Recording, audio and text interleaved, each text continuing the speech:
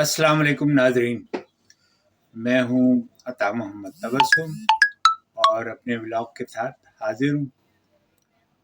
आज सबसे बड़ी खबर तो ये है कि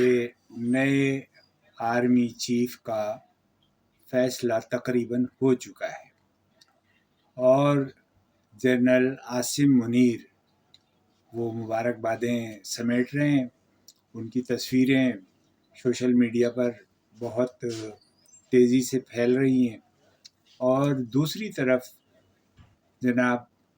कमर जावेद बाजवा ने अलविदाई मुलाकातें करना शुरू कर दी हैं और इसका ISPR ने बाकायदा ऐलान भी कर दिया है। गुज़िश्ता रात एक मखसूस हलके की तरफ से ये प्रोपेगेंडा किया जा रहा था कि कमर जावेद बाजवा जो है उनसे दरख्वास्त की जा रही है कि खुदा के वास्ते आप चीफ ऑफ आर्मी स्टाफ बाकी रहें, कुछ अर्सा और गुजार लें, कोई 6 महीने की एक्सटेंशन ले लें ताकि ये मामला जो है बखैर खूबी हल हो जाएं। और इस सिलसिले में ये भी कहा गया था कि शहबाज शरीफ जो हैं वो लंदन नवाज शरीफ से मुलाकात करने के लिए गए हैं। वहाँ क्या डेवलपमेंट हुई है, लेकिन अब आज जो है ताज़ा तरीन ये है कि कमर बाजवा जो हैं वो जा रहे हैं और उनके जाने के सिलसिले में उन्होंने अलविदाई मुलाकातें शुरू कर दी हैं। आज भी उन्होंने मंगला में एक अलविदाई मुलाकात की है और इसी तरह से वो दूसरी जगहों पे भी गए हैं। तो ये मामला तो हल होता हुआ नज़र आ रहा है और इसके साथ ही पाकिस्तानी सियासत की जो गर्मा गर्मी थी, जो धूल उड़ी हुई थी, वो धूल भी अब जो है वो बैठने वाली है और ये गर्मी भी अब ख़त्म होगी। आज इमरान खान ने अपने जो मार्च का दोबारा से ऐलान किया है और उन्होंने फिर आर्मी ऑफिसर के बारे में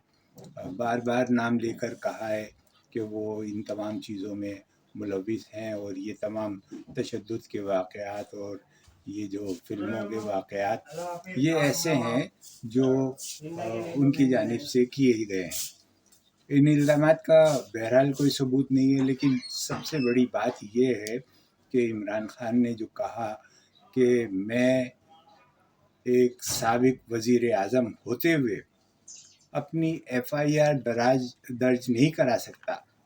तो फिर एक आम आदमी के लिए इस मुल्क में क्या सहूलत और क्या उसको इंसाफ मुहैया हो सकता है। ये एक बड़ा सवाल है। हमारे यहाँ पर जो कुछ भी मामलात हैं इंसाफ के, कानून के, उनके अंदर यही देखा जाता है कि जो लोग गरीब होते हैं, बेवसीला होते हैं, वो दबा लिए जाते हैं और जो बाअसर लोग होते हैं वो अपना काम जारी रखते हैं। अब एक और डेवलपमेंट ये है कि मियां नवाज शरीफ को सफारती पासपोर्ट जो है वो जारी कर दिया गया है और अब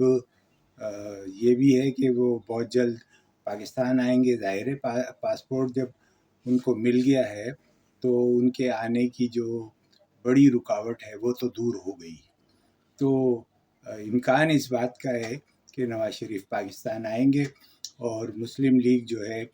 वो अपनी सफ़ों में इत्तेहाद पैदा करके दोबारा से PTI के ख़िलाफ़ मैदान में निकलेगी और ये मुकाबला सैफरीकी भी हो सकता है। इसमें पीपल्स पार्टी भी हिस्सा लेगी और पूरी तरह से उनकी भी तैयारी है। तो बाकी जमातों का इस कदर वो नज़र नहीं आता कि वो क्या वाकई इस इंतखाब के अंदर कोई काबिल ज़िक्र कामयाबी हासिल करेंगी। सबसे बड़ा सवाल तो जमात इस्लामी पाकिस्तान का है कि जमात इस्लामी ने अभी तक कोई टेक ऑफ करने के लिए कोई ऐसी पोजीशन इख्तियार नहीं की है जिससे ये अंदाज़ा हो कि वो आइंदा किस رخ پر اپنی سیاست کرے گی۔ گو میدان کے جو بڑے کھلاڑی ہیں وہ تو P T I, Muslim league اور پیپلز پارٹی ہی ہے، اور ہو سکتا ہے کہ بہت سارے ایسے امکانات ہوں کہ لوگ آپس میں اشتراک کریں اور مشترکہ امیدوار کھڑے کریں، تو جماعت اسلامی کے لیے بھی یہ ایک راستہ کھلا ہوا ہے، وہ بھی یہ آپشن استعمال کر سکتی ہے، اور وہ ان پلیئرز میں سے کسی کو انتخاب کر کے انتخابی ایک لائے عمل کے طور سے تعاون کا جو سلسلہ ہو سکتا ہے وہ تو جماعت اسلامی کر سکتی ہے، اور اس کے نتیجے میں وہ اپنی حکمت عملی میں کسی حد تک جہاں اس کے بہت زیادہ اثرات ہیں وہاں کامیاب ہو سکتی ہے، اور کراچی میں اس کی کامیابی کے لیے میدان خاصا کھلا ہوا ہے۔ بلوچستان میں بھی ان کے لیے موافق حالات ہیں۔ اب عمران خان کا یہ مارچ ہے وہ ان تاریخوں میں جو جس کے اندر کے نئے چیف آف آرمی سٹاف کا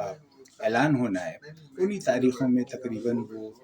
اسلام آباد کی طرف مارچ کر رہا ہوگا، اور ان کا دباؤ بھی اسی طرف بڑھے گا، لیکن اب لگتا یہ ہے کہ فیصلے ہو گئے ہیں اور ان کو امپلیمنٹ ہونا ہے، اور اس دباؤ کو مسترد کر دیا جائے گا۔ تو عمران خان کو اب انتخاب کے لیے میدان میں نکلنا ہی ہوگا، اور ان کو اب یہ اپنی احتجاجی سیاست جو ہے وہ ختم کرنی ہوگی، اور ملک کے اندر جو ہے استحکام کے لیے یہ ایک جو راستہ ہے اس کو اختیار کرنا ہوگا۔ آج کے لیے اتنا ہی، پھر انشاءاللہ اگلے ولاگ میں پھر ملاقات ہوگی۔